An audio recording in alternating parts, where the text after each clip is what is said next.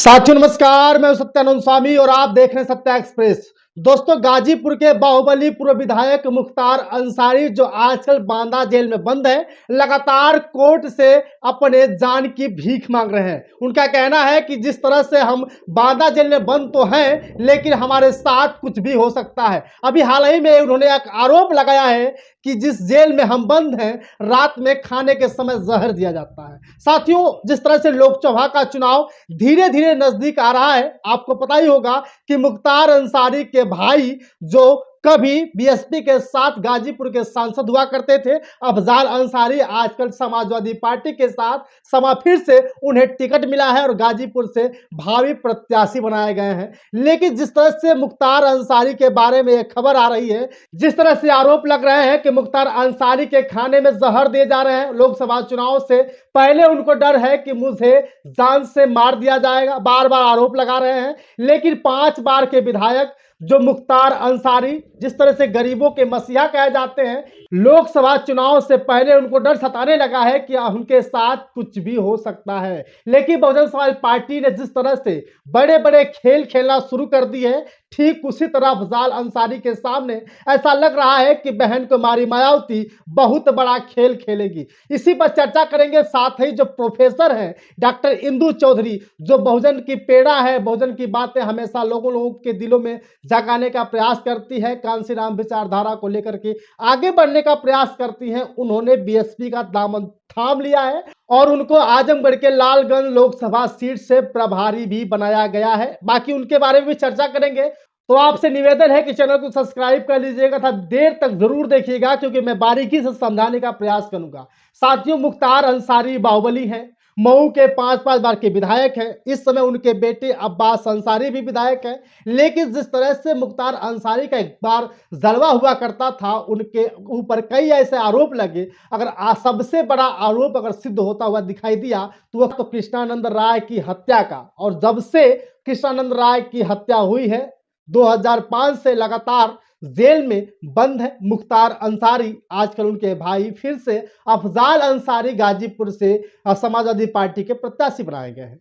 लेकिन लोग यह सोच रहे हैं कि क्या बहन कुमारी मायावती खेल खेलेंगी। आपको बता दूं कि सूत्रों के हवाले से खबर आ रही है कि बहन कुमारी मायावती गाजीपुर से यादव प्रत्याशी उतारने की कोशिश में लगी हुई है। जिस तरह से यहां पे अगर यादव समाज की बात करें, समाजवादी की बात करें, तो यहां सभी सीटों पे समाजवादी के विधानसभा विधायक हैं। बहुजन समाज पार्टी ने यादव प्रत्याशी उतार दी तो बहुत बड़ा खेला हो सकता है। लेकिन बीजेपी भी कम नहीं है, देखना बाकी होगा। लेकिन जब से प्रोफेसर डॉक्टर इंदु चौधरी बसपा में शामिल हुई है, तब लोग यह कह रहे हैं कि अगर सीमा कुशवाहा जो वकील हैं, जो कई ऐसे घटनाओं में उन्होंने अपना प्रत्यक्ष रूप से लड़ाई लड़ने की कोशिश की, जैसे आपने देखा होगा दामिनी हत्याकांड, आपने देखा होगा हाथरस हत्याकांड, बहुत ऐसे कांड में जिस तरह से अपने सफलतापूर्वक लड़ने का प्रयास की थी सीमा कुशवाहा, अब बीजेपी में शामिल हो गई है। तो लोग कह रहे हैं कि प्रोफेसर इंदु चौधरी के आने के बाद फिर से बहुजन समाज पार्टी में बल मिल जाएगा। तो बता दूं आपको कि लालगंज से उन्हें प्रभारी बना दिया गया है। कितना बेनिफिट होगा इसको भी जानना बहुत जरूरी है। बहन कुमारी मायावती के बाद अगर कोई ऐसी महिला चल सकने में बहुत ही अच्छी साबित हुई है तो वो है डॉक्टर इंदु चौधरी, जो बीएचयू में प्रोफेसर हैं, इंग्लिश अंग्रेजी पढ़ाती हैं। लेकिन अब उनका मन बन गया कि मैं राजनीति में आऊं और राजनीति में जाने से पहले ही बहुत बड़ा प्रयास किया था, बहुजनों को जोड़ने का प्रयास किया था, इसलिए उन्हें प्रभारी बना दिया गया है। तो कहीं ना कहीं जितने दलित हैं, यादव हैं, मुसलमान हैं, सभी लोगों का वोट एक साथ मिलकर आएगा। डॉक्टर इंदु चौधरी को लोग वोट देने में सफल होंगे।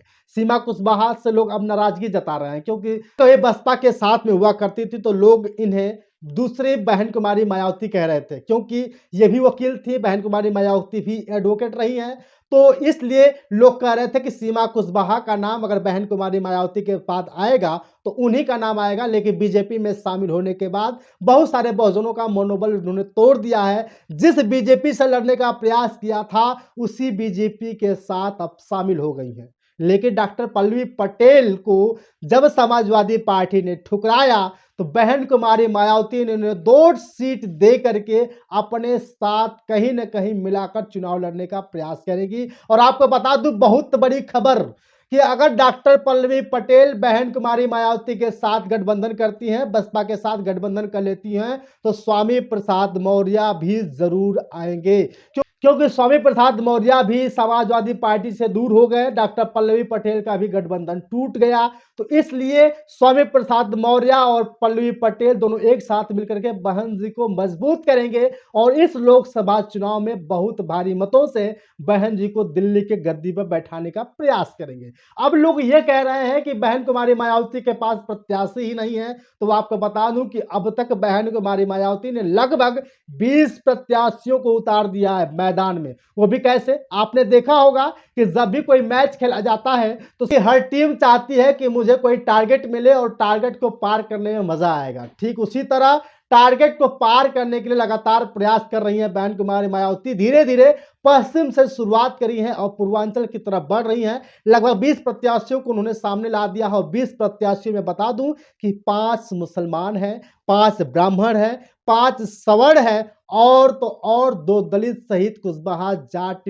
परिवार के लोग भी हैं। तो 20 प्रत्याशियों को बहन कुमारी मायावती ने उतार लिया है और आपको बता दूं जो ये आंकड़ा होगा सन 2007 के तर्ज पर होगा, जब बहन कुमारी मायावती के खाते में बहुमत की सरकार बनी थी। उसी तर्ज पर बहन कुमारी मायावती ने फिर से खेल खेलना शुरू कर दिया है और इस बार लोकसभा चुनाव में बहुत ही बड़ी जीत मिलने की संभावना है। समाजवादी पार्टी सहित इंडिया गठबंधन भी अब डर डर के जीने लगे हैं। साथ ही एनडीए गठबंधन भी लगातार अब बहन कुमारी मायावती के इस चाल से परेशान हो रहे हैं कि हो सकता है कि इंडिया गठबंधन और एनडीए गठबंधन मायावती की इस चाल को समझ नहीं पाएगा और अपने आप ही चित्त हो जाएगा। इस तरह से खबर आ रही है। तो आपको बता दूं कि डॉक्टर पल्लवी पटेल बहुजन समाज पार्टी के साथ शामिल होने जा रही हैं। बहन कुमारी मायावती 2 सीटें देने की संभावना जताई जा रही है, लेकिन स्वामी प्रसाद मौर्य भी अगर बहुजन समाज पार्टी के साथ आते हैं, क्योंकि अगर मुख्यमंत्री के बाद अगर दूसरा तवज्जो दिया जाता था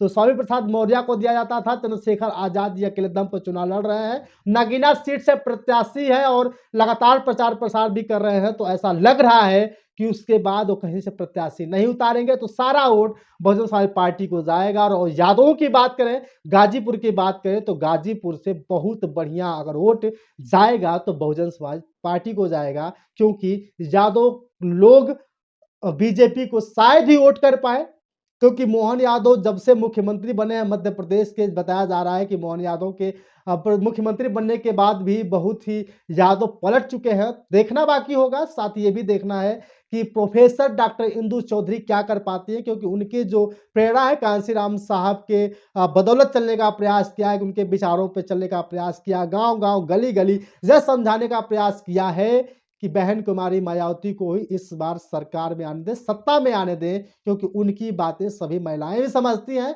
तो बहुत बढ़िया से वोट भी पड़ेगा। बाकी आपकी राय कमेंट करके जरूर बताइएगा। बहुत बहुत धन्यवाद।